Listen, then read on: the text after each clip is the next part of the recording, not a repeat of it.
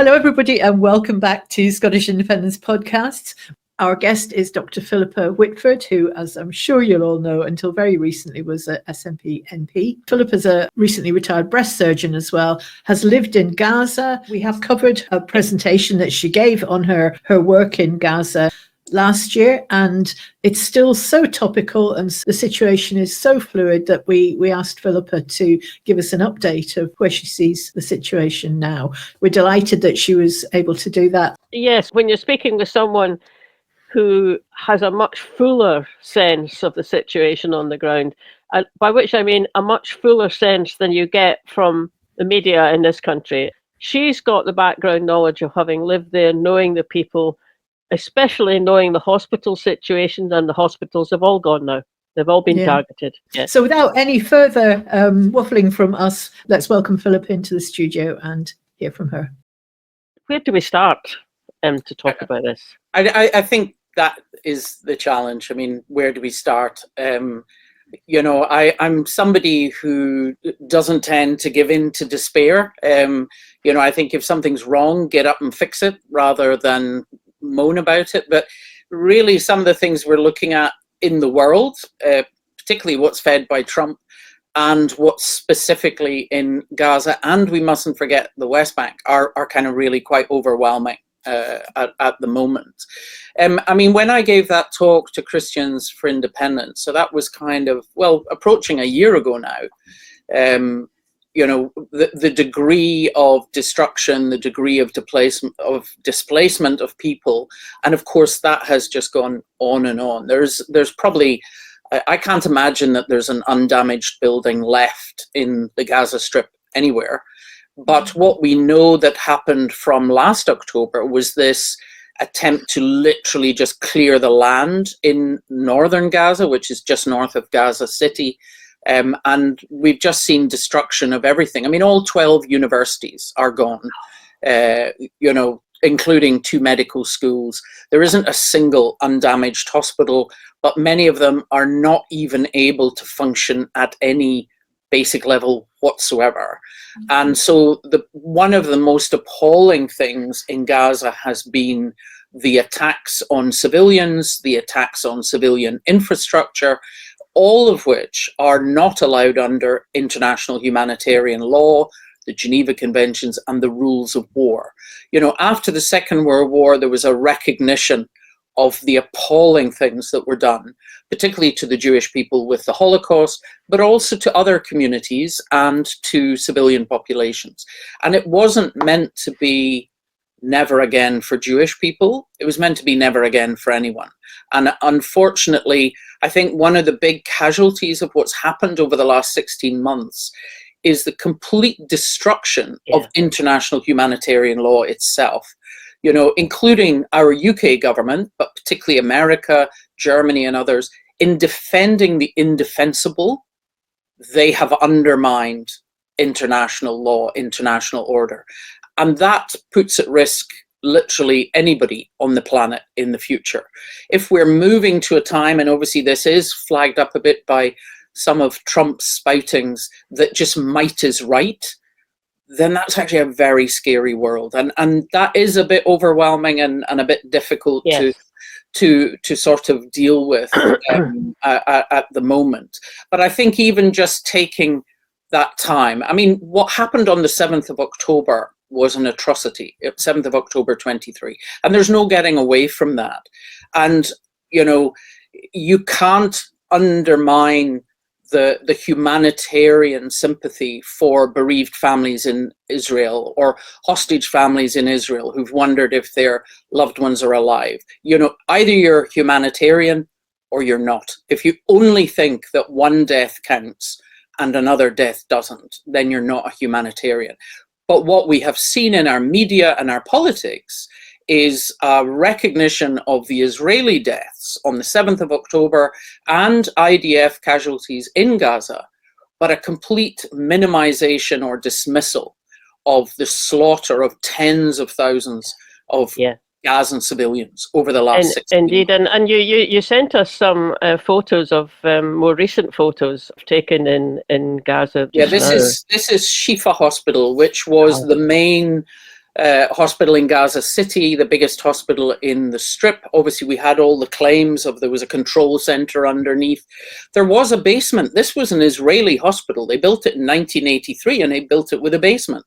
So of course there were structures on satellite imagery or radar, etc., but they never produced any real evidence suggesting that this was the control center for Hamas, and yet it's been completely destroyed. And I don't even see how you can make many of these buildings safe. I mean, this one is just simply, this was someone who worked for me on my team in 91, Omar, he's a consultant in East Jerusalem, and this was his grandmother's house, traditional Gazan house, absolutely beautiful. Beautiful. But if you see the picture of it now, it's just rubble, and this is what Gaza looks like.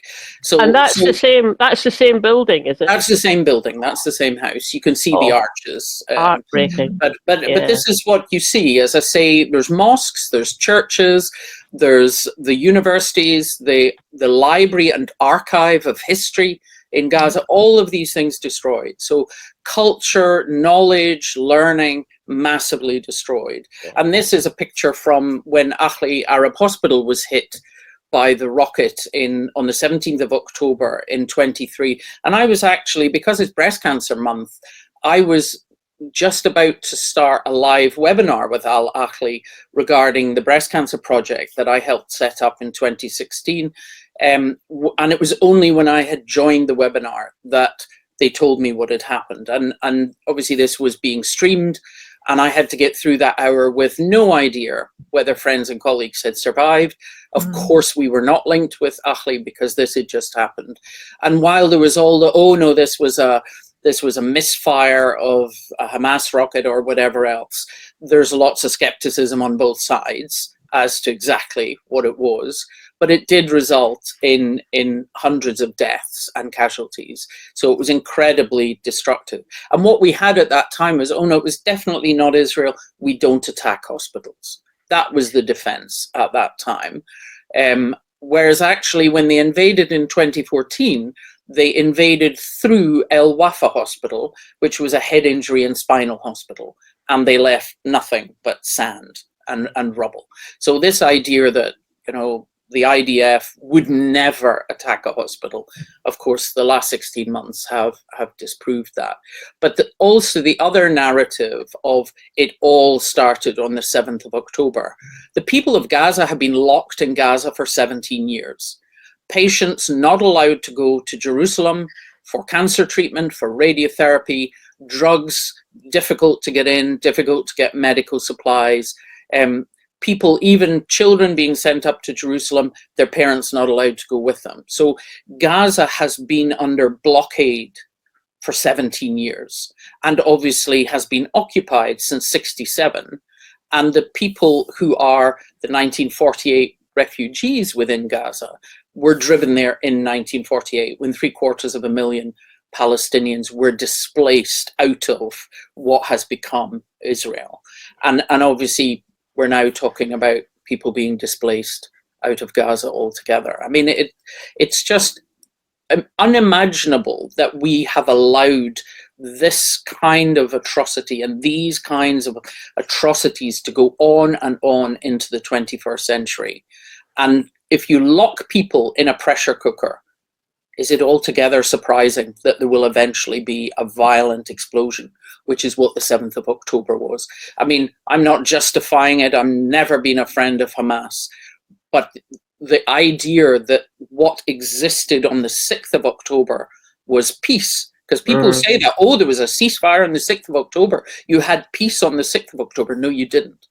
You had people trapped under blockade, and it impacted on every single aspect of their lives.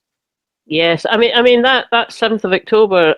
I mean, certainly it's an atrocity. I mean, it just sent shockwaves in itself round the world. But, I mean, of course, Hamas would have known that there was going to be a retaliation from Israel once they did that. Do you think that even they thought it would be to the extent that it has been? I'm not sure that they would have. The worst of the previous invasions, and Gaza has been either bombed or invaded every few years since 2006, when Hamas came to power, when they were initially elected, and then they drove Fatah out and seized power completely. So, you know, we had the bombings of 8/9, 2012, there were 2 attacks, 2014, the big one. So mostly at that time, 2014 was the worst, and that was just over 2,000 deaths. And here we have, you know, approaching 50,000. With the disappeared, they're saying it's already over 60,000, and others are estimating it's actually higher than that. And that is only people who died directly from trauma. That's not the people who couldn't get insulin. That's not the people who died of a wound infection. It's not the people who died of untreated heart disease. This is only the direct deaths from the war. So I'm not sure they would have been prepared for quite the scale that it was. I think what drove it was Saudi Arabia was planning to normalize relationships with Israel without an agreement regarding Palestine and Palestinian sovereignty. And so I think there may have been a degree of, we have nothing to lose. You know, if another one of these Abraham Accords goes ahead and it is just cemented in that the Palestinians are either displaced or driven out or remain under occupation and blockade, then there is no future for us. So I think a combination of probably underestimating the response and also you know, just desperation. And equally the Israeli government, which is of course really quite extreme in playing to the Israeli public, kept talking about the hostages. The biggest return of hostages was the ceasefire of November 23. And the hostages that have been returned through military engagement has been, you know, single figures, and often at an enormous cost of Palestinian deaths, but also including hostage deaths. So, you know, negotiation was always the way to get hostages back. And that has never been the #1 priority of this Israeli government. And, you know, it's clear from the things they've been saying right from the start that they saw this as an opportunity to clear Gaza out and go back to occupation, full occupation and settlement. I mean, when we lived there, my husband and I, as you know, worked there in 91 and 92, just after the first Gulf War and during the first Intifada. We still had settlements in Gaza. They only withdrew in 2005, and it was under the direct control of the IDF. So, you know, clashes, young people being shot, all of these kind of, you know, that was happening all the time when we lived there. But what we didn't face was the kind of bomb blast injuries and crush injuries that colleagues in Gaza will have been dealing with over the last 16 months. And obviously what they've had to deal with is horrific. It's almost beyond our imagining, because if you're watching the BBC or STV or whatever, you're getting quite a sanitized image. You will see children covered in cement dust. You will see rubble. You might get a hint that there's a body somewhere. If you're watching Al Jazeera, or if you're watching what people are sharing directly, you will see the true horror of what's been happening to civilians in Gaza. That has been quite a feature as well of the mainstream media coverage. The language that they use is very, very, well, biased is the only word that comes to mind. Marlene and I took part in the demonstration in Glasgow against BBC Scotland's coverage, which was actually, there we are, in the middle of the sea of flags. I love that photo because of Marlene's hat. Yes, I know, it's my hat. Right in the middle. Your hat, which is trying to escape. It is indeed. But that was, I mean, that was quite a rally. It was very powerful. And Fiona went on the march. I just went straight to BBC, and you know, they had this huge Palestinian flag. It's been a feature of all of the media. You know, Israelis were murdered or slaughtered. We had descriptions of, here are 3 teenagers who were killed in Gaza, without mentioning that, yeah, they're actually IDF soldiers, and yet describing literally children in Gaza as a young woman or a young man kind of thing. You know, we have one side died, the other side murdered. You know, this slanting, this framing has happened in virtually all media coverage. Yeah. As ever, Channel 4 a little bit better than the others, but it's really been there all the time in all of the media, diminishing the literally slaughter that has been going on in Gaza. And obviously many people who've been paying attention have started to see through that. Yeah, I think Westminster as well. So the language being used by some of the current government, Starmer. Well, obviously it started with Starmer's, yes, Israel has the right to turn off, you know, power and water and food right at the start in his LBC interview. And then you saw the fight that we had in Westminster to try and allow a vote on the ceasefire. So we had an amendment in the King's speech in November 23, which not that many were brave enough to vote for. And then when we brought the opposition day to actually have a vote on a ceasefire, we saw that appalling finagling between Labour and the Speaker to steal the opposition day and allow a Labour vote first that had some wishy-washy, I mean, I call it a word salad. I mean, I was unfortunately unable to be in Westminster for most of that year, because I spent kind of a year from September 23 on crutches and just couldn't have traveled to London.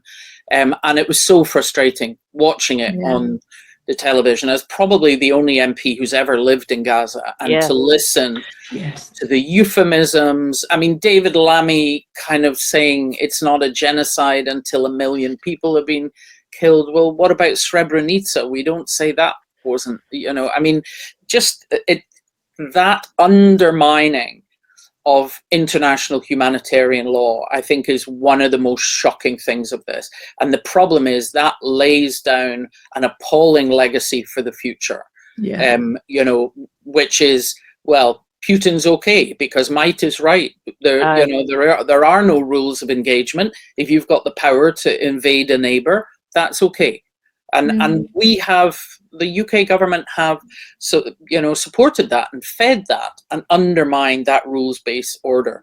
And I have to say, I was very proud of Humza as the first Western leader on the 10th of October to say we need a ceasefire. We need a ceasefire in Gaza. Yes. And boy, did he get criticised for it.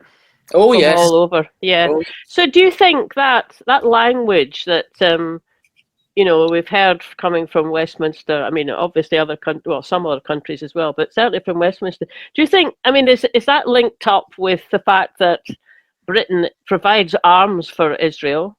It wasn't that long ago that there was a Foreign Office, one of the fairly senior civil servant at the Foreign Office resigned because he was being asked for reports about the situation in Gaza. He was, you know, being honest about it, and then he was being told to tone that down a bit. And his only conclusion was tone it down a bit because we're going to carry on sending arms. And of course, you're not meant to supply arms if there's someone breaking international law.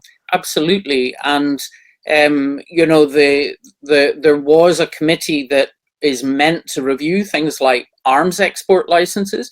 I know that arms companies have often been a target for protesters, and sometimes obviously quite with destruction of property or whatever, and I totally understand that.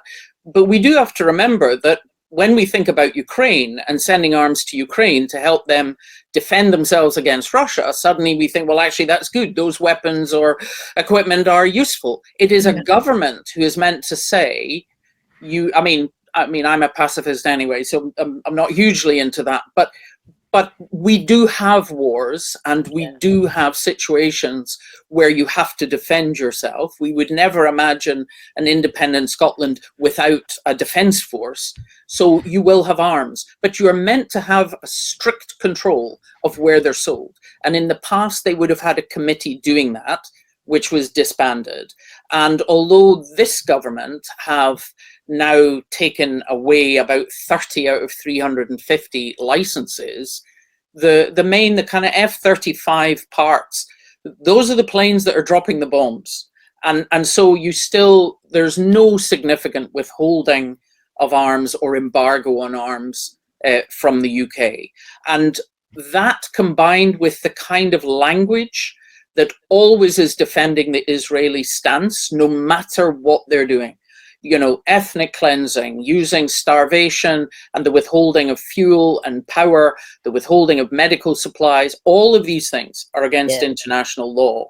And yet the UK government was utterly unwilling to criticize them and is therefore complicit in what has happened in Gaza, as indeed are many Western governments. And therefore they have lost all moral authority to challenge some of the big beasts across the world that could pose a threat to smaller neighbors, whether that's Russia, Ukraine, China, Taiwan, or others. We ourselves have defended the indefensible, and therefore we've undermined that international order, and we have lost the right to criticize others. And you have to consider, where is that? Is it the huge amounts of money that were donated to the Labour Party for the election from Israeli businesses and donors? Is it just the profit from the arms companies? You know, exactly why is there that stance on one side? But it is, I mean, it's just shameful. And it is, it's shameful, you know, isn't it? I'm very ashamed of Westminster and how they have behaved in the face of just an appalling humanitarian situation. Yeah, and I mean, I'm ashamed of the Labour Party. I mean, it's a long time since I voted for the Labour Party, but I did vote for them for quite some while, and the way that they've behaved through this, and even before, you know, even before this whole current, even before October 23, there's been these years of, you know, argument about somehow if someone criticises the Israeli government, that's called out as being anti-Semitic. I mean, I just never understood. Of course, Corbyn got caught up in that, but he's been a critic of the Israeli government for a long time. But, you know, the idea that somewhere you can't criticise a government without being, you know, condemned as saying something that's racist, that hasn't helped this whole sort of intertwining, you know, tendrils that we're caught up in, I think. Yeah, not at all. I mean, it was very striking after Corbyn was in essence brought down by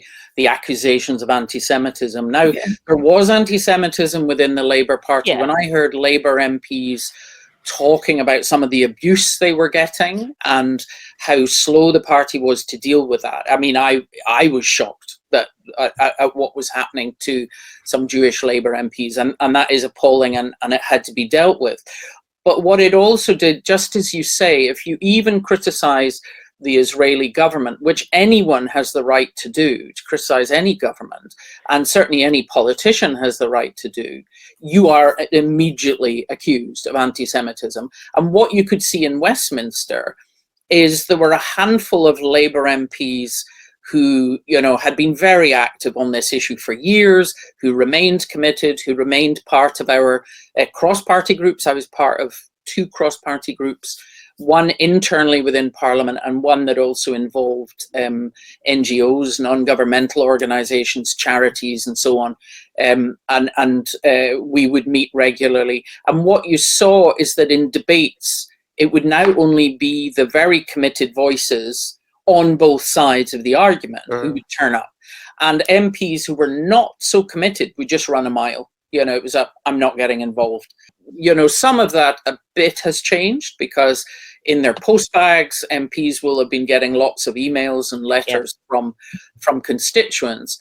But I know, having done so many talks and given interviews in the past when I was an MP, if you put your head above the parapet, you will inevitably be accused of anti-Semitism. And I'm sorry, I would be attacking any government that had done Gaza. You know, I'm certainly very critical of Biden's government, and I'm going to be even more critical of Trump's government. So this is not about a government being of a Jewish state. As I said, it was meant to be never again, not just never again for Jewish people, but they're allowed to do it to other folk. 7th of October was an atrocity, but countering one atrocity with another atrocity doesn't actually get us anywhere other than into the abyss. I was going to ask about Netanyahu and the fact that he was, well, what exactly did happen? The UN outlawed him or given some kind of sanction. And yet we've just seen pictures of him standing happily next to Trump in the White House. And I was under the impression that his status now was that if he turned up in Britain, he would be immediately arrested. Have I got that wrong? It wasn't the UN, it was the International Criminal Court, the ICC, that put out an arrest warrant for him. Now, neither Israel nor America recognized the ICC because America knew that with some of their international behavior, there would have been a chance of their military or others being taken in front of it. They both are signed up to the ICJ, the International Court of Justice. And of course, that's the one that put the provisional measures out last January, saying that there was evidence of a plausible genocide, and these are the changes that should be made. And none of them made any of the changes or did anything to protect civilians. But it's the ICC. But what you see is, you saw Britain and others saying, oh yes, we support the ICC, but then starting to look for loopholes and say, well, yes, but he is a head of state and yada, yada, yada. So even from the countries that said we will abide by the ICC, you have seen some of them wiggling to allow him. But America doesn't recognize the ICC. That's a simple fact. But we know that Netanyahu he was very much, you can almost say, a supporter of Hamas. I mean, it was seen as a technique of divide and conquer, was to help drive Fatah out of Gaza, which allowed Hamas to take control. There are recordings of him saying, if you want the greater Israel, you have to put up with Hamas because this is how we do it. There are certainly, videos showing him talking about, at some point we will find an excuse, we will drive the Palestinians out of Gaza. And so I think he will have taken this proposal to Trump, and of course Trump is going along with it. He just sees it as a property deal, building waterfronts. If you remember, it's now, I can't remember, is it about 3 years ago, roughly 3-4 years ago, when Netanyahu had announced they were going to annex the whole West Bank. If you buy a map of Israel in Israel, it doesn't show the West Bank. There's no green line. And it's illegal to publish a map that shows the West Bank demarcated. And of course, with Smotrich in control in the West Bank, they were already changing the kind of courts, which were, because it's an occupied territory, if you arrested someone, they were actually tried in military courts, including children. But then it's going to be Israeli courts in the West Bank. And this was being sold as, isn't this an improvement because it's not a military court? But you are not allowed to change the law in an occupied land to be your law and your institutions, in the same way as you are not allowed to transfer your population to live in occupied territory, such as the settlements. I mean, Michael Gove's anti-boycott bill that was challenging pension funds, businesses, local authorities from doing business with companies in occupied territories. That isn't boycotting. Making profit or business in an occupied territory is illegal. So actually, they're just doing due diligence. They're just following the respected rules of the United Nations regarding international law. So you can't even call that boycotting at all. But yet, in the UK, their policy has moved and moved and moved and moved. They'll still spout, oh yes, we believe in a two-state solution. Well, but you don't recognize both states. How can you have a two-state solution if you're not recognizing both states? So we have very much a two-faced, hypocritical approach to this, which the current crisis has really brought to light and made obvious when you watch Westminster, when you listen to Starmer, when you listen to David Lammy. I mean, do you think that Netanyahu does have the support of ordinary Israelis? Still. I mean, I know the government was in and out of power. He's there in a coalition with, even further right, as it were, or extreme, as it were, Israeli parties. But does he Do the people, ordinary I don't Israelis? think ordinary Israelis support Netanyahu, which is one of the reasons why he didn't want to end the war, because when the war would end, there would be an election and he would be out. Obviously, ordinary Israelis, they get the media that they are fed. Yeah. So the vast majority of Israelis would support the war, and obviously very much the narrative there is this is the only way to get the hostages back, and this is the way to end the terrorism. Well, no, it's not. You're actually generating new generations of terrorists, in the sense that, you know, people who've lost their family are going to grow up with such a bitterness. I mean, I'm from Belfast. The biggest recruiter to the IRA was Bloody Sunday, and that was 14 people dead.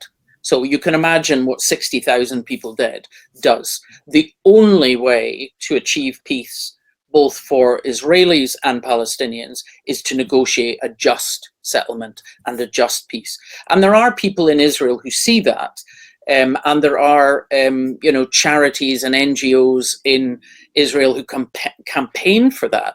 I even met a couple of former diplomats, Israeli diplomats, who are part of a group campaigning for a just peace, because they said, actually, that's the only way our country's ever going to survive, is if we recognize that we need to accept Palestinian sovereignty and have a just peace. But that number is quite small, and if you're being fed on the news all the time, the kind of anti-Palestinian narrative, that there are no civilians in Gaza, they are human animals, we need to wipe the place clean, then we can go back and resettle, etc. If you're being fed that every night on television, then obviously that impacts on opinion. Haaretz, their newspaper, is quite balanced, and there's a small online news, Plus 972, where, you know, like yourselves, they give online narratives of what's happening, which is very good. But the vast majority of people in Israel don't support Netanyahu, but they do support the war. I mean, the economy in Israel is pretty much of a mess now, isn't it? I mean, that you'd think that would be undermining. Well, you've got hundreds of thousands of men who are serving as IDF soldiers in Gaza, you know, who have had to come out of the economy. And I think, you know, when you see some of the atrocities that IDF soldiers have shared themselves on TikTok and social media, you also have to think about what's it going to be like when they try to go back into normal society. So the idea that this is a win for Israel, you know, there are countries in the world, there's politicians in the world who would have previously been generally pro-Israel, who feel they can't defend it now. There are companies who will not want to deal with Israel now. And there are people within Israel, families, communities, who are going to be literally torn apart by the kind of, you know, traumatized and trauma-inducing actions of soldiers themselves, and then carrying that back. We've seen that in every war. But when you are in a space where there are no rules of engagement, where you are allowed to do anything, to torture, to, you know, shoot children in the head for target practice, all of the things they have shared themselves online, and then they are meant to go back to normal life and work in an office. So Israel's economy is in a mess because of the cost, because of the men who are serving and the women who are serving in Gaza, but also they are storing up this incredible social network damage that is coming actually when soldiers return to normal. And of course, we are seeing it switching to the West Bank in what's being called the Gazification of the West Bank, the bombing of Tulkarem, the bombing of Jenin. And for them, in some ways, the West Bank is an even bigger prize than Gaza.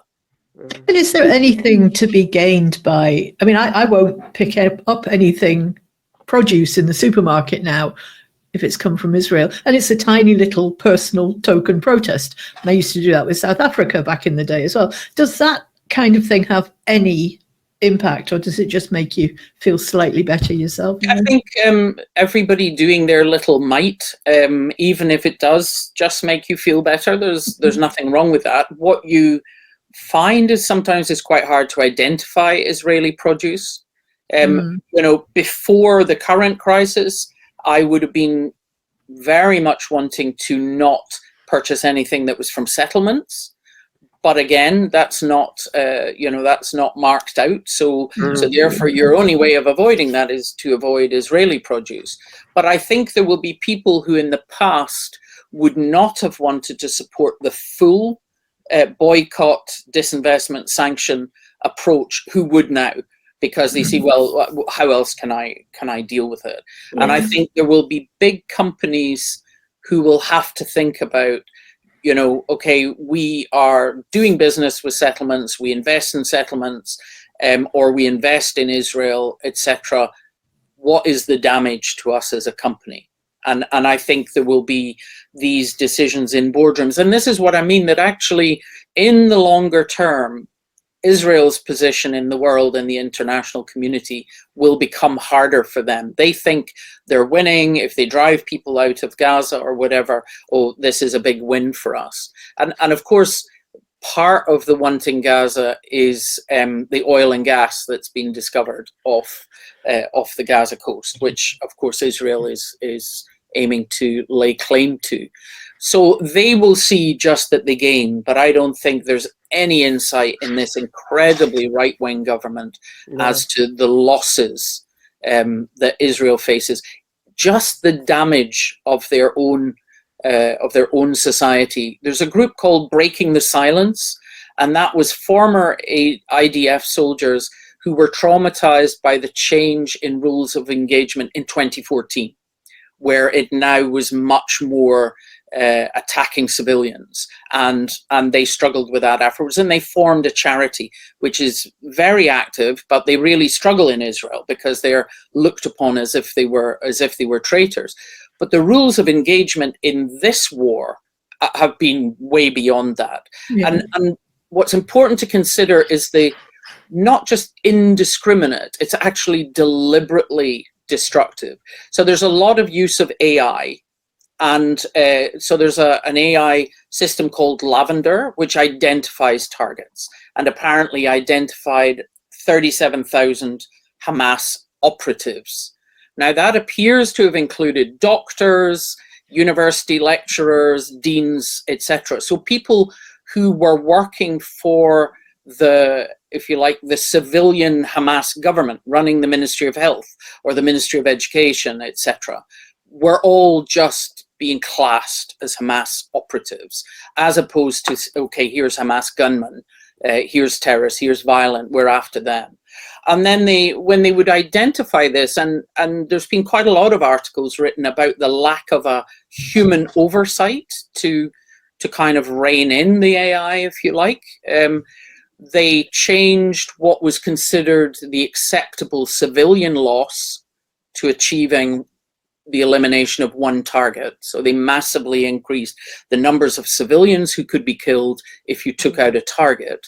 And then they combine it with another AI called Daddy's Home, which is tracking mobile phones and actually attacking the target when they have arrived back home with their family, and therefore deliberately taking out more civilians, their own family.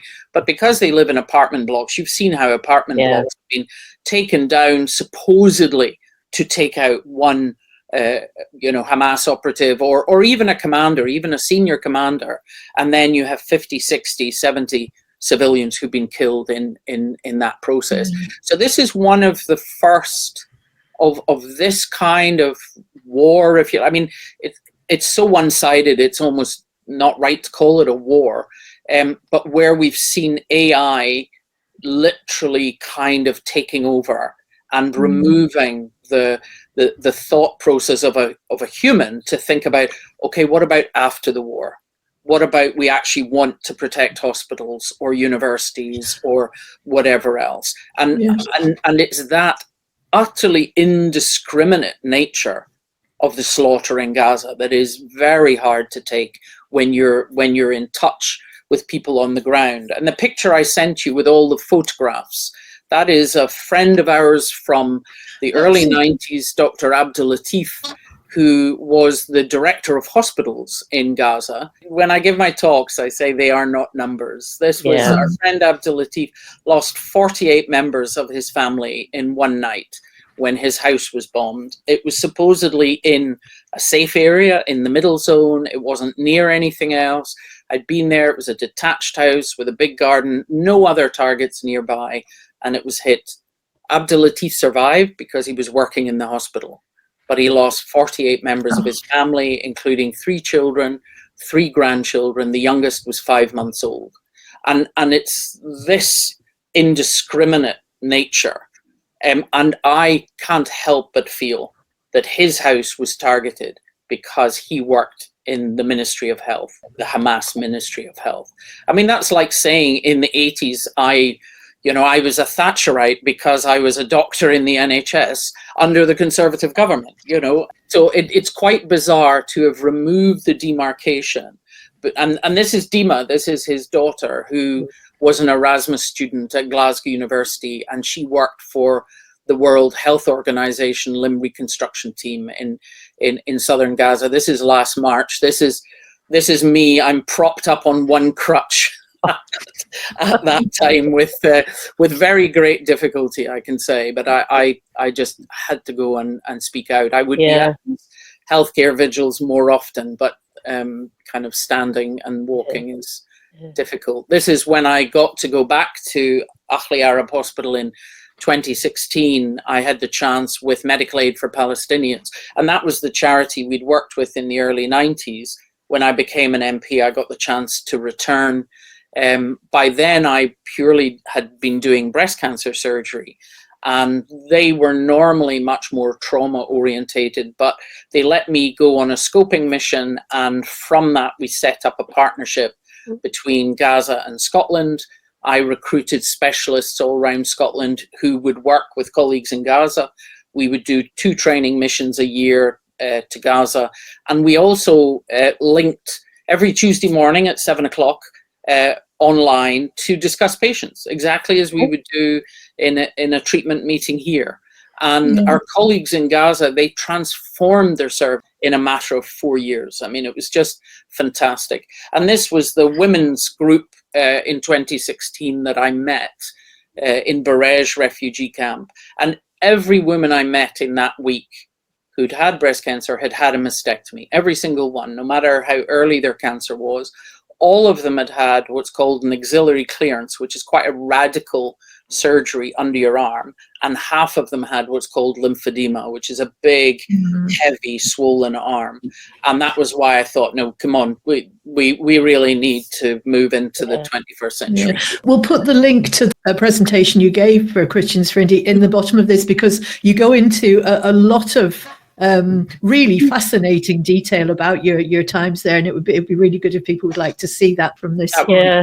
Just thinking about, going forward. I mean, there's Gaza. It's a pile of ruins. I mean, it surely does need some sort of modern Marshall Plan, the way that well, I think it was the States actually, wasn't it, that helped rebuild Europe after World War II.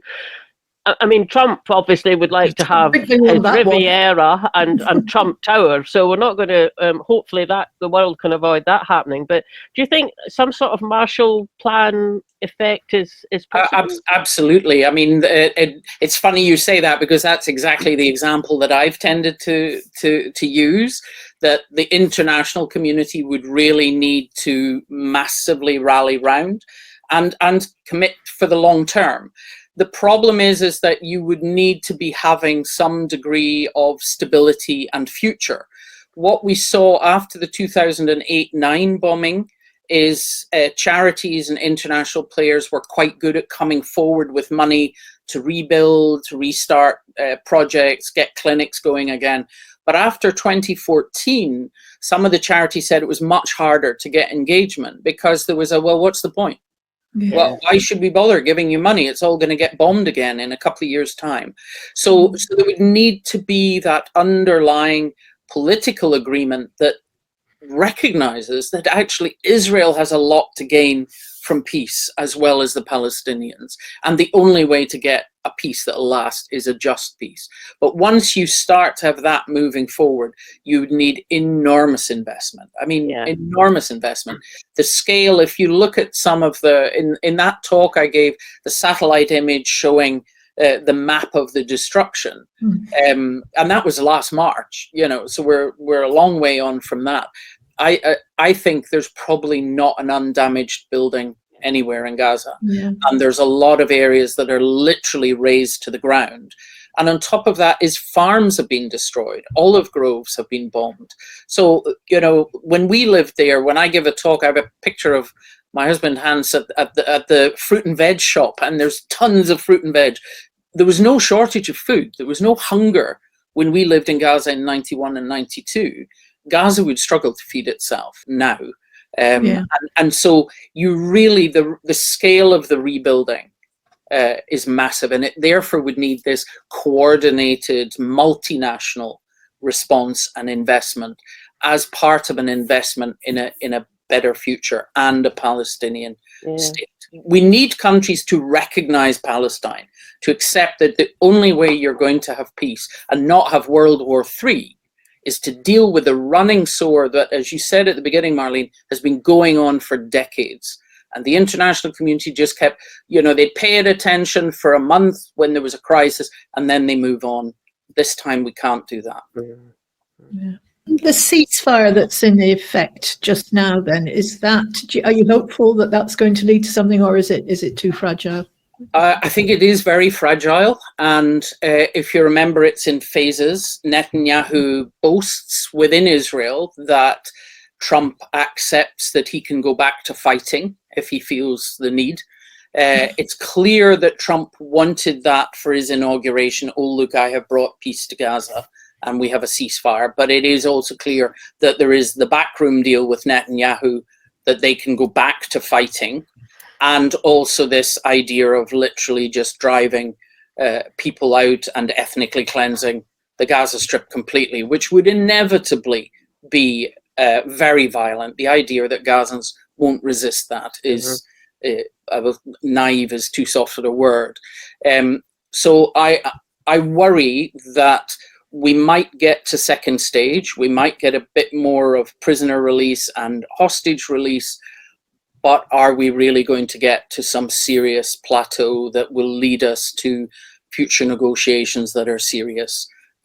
Because there's no impression of that from Netanyahu, and obviously quite the opposite. The way the violence, which in 23 had been worse in the West Bank than in Gaza, but now was overshadowed by Gaza, but now is really literally within a few days of the ceasefire in Gaza. Suddenly the violence was full pelt in Jenin.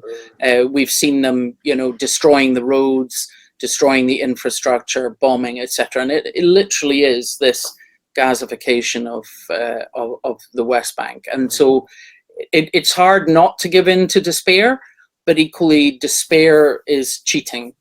We are all responsible for the planet while we live on it. So even if we can only do our tiny wee bit, as you were saying, Fiona, we have to do it. So whether we're writing to our MPs, whether we're writing to Starmer and Lamy, whether we're donating funds to charities that are working in the occupied territories, whether we're on marches or vigils, if we don't do our bit, then we are all negligent and in fighting this. And we need to be doing that, because what Trump is doing, I mean, even inside America, the destruction and undermining of democracy and government in America is, I mean, to be honest, that has really shocked me. And then the threats to his neighbors, Canada, Greenland, Mexico, Panama, and then we're just going to take over Gaza. We won't put any soldiers there. I don't know where he gets that idea from, but we will turn it into new property boom, as you say, a waterfront Riviera. I mean, it's sickening. Oh, he's just mad. It's He's sickening. completely And mad. what about yourself? I mean, I know you've got connections with the medical aid for Palestine kind of charity, but that doesn't look like there's anything to go back to in Palestine, like a hospital or a clinic. But I mean, do you see yourself going back? Well, there actually, I mean, there are people who are doing that. I mean, I hope I will get a chance to go back to Gaza. I am hoping to become more involved in medical aid for Palestinians now that I'm retired and have reached out to try and do that in the future. I managed with one of our members of the Scottish Palestinian Health Partnership, which we launched last April, which is others like me who have worked in the occupied territories, many of them recruited to that breast cancer project I mentioned, which started the following year in the West Bank, and then other specialties followed the same model. So we actually have quite a lot of Scottish Palestine partnerships in different specialties. So we managed to make contact with the radiologist who had been part of our breast cancer project in Gaza. Sadly, many members of the team are dead, or we simply have no idea what has happened to them. But the Ministry of Health kind of last October-ish set up a new breast cancer team in Nasser Hospital in Han Yunis. And they are running clinics. They now have set aside a theatre so that can actually get women into surgery. And they are actually delivering a service way beyond what I could have thought they would have, I could have imagined that they could do, but there's lots of things they can't get. Medical supplies. So we had an online meeting on the 22nd of December with all the members of this new multidisciplinary team, and I sent a report to MAP of, here's the amazing stuff they're doing, but here's a shopping list of what they desperately need. And obviously it's a question as to whether MAP can get those things into them. So I'm hoping that both through online support and discussions, and also eventually actually specialist colleagues going back out with MAP to Gaza, that we can get these services up, because otherwise you're dooming people with heart disease, diabetes, cancer, all of which has been neglected for the last 16 months. These people will die for lack of treatment. And they are also deaths as a result of this war. So the challenge is eye-watering, but certainly it is something that I hope to be involved in to the best of my ability going forward. And we'll put the link to MAP as well on the screen and in the notes, and if people want to donate to that, obviously a very, very good cause. Okay, well, wow, I feel as if we've had an absolute immersion over the last 50 minutes in something that otherwise you barely scratch the surface of. So it must be painful for you to talk about some of these things, Philippa, but very much appreciate that you have shared that with us, because it's just so valuable to get that first-hand knowledge. The bit that touches me deepest is that picture of all the people, and these are not numbers, these are human beings. When I spoke at the Healthcare Workers Vigil, I read out some of the text that Abdul Latif sent me the next morning, and I can hardly read it out, basically. And certainly at the height, when the ground invasion started, when these things were happening, there were lots of nights where you just couldn't sleep. I mean, I have friends who've been driven out of Gaza. I've got friends who are in tents or shelters in Mawazi. I've got friends that have no idea where they are. And you hope that they're not answering the WhatsApp message because they've no power or they've no signal, but obviously you don't know. And sitting at night, particularly in the early months, sometimes in bed, flicking between your phone, your WhatsApp, social media, and praying, and then phone, social media, praying, WhatsApp, just all night, just not able to sleep. Remember, it was so like that for Humza as well, and with his parents. His family were there. Happened to be caught up caught up in that. But well, obviously Nadia, I mean, obviously it was Nadia's parents, but obviously her wider family are there. So I mean, that's even harder for them than for me. I mean, this is friends and colleagues, but some like Abdul Latif, people that I've known for decades, and you know, we are in touch with some through WhatsApp that you hear what's going on. And of course, as I said, if you watch what people load up directly to internet or some of the kind of local Gazan journalists, then what you see is really so different from what is being presented to the public here.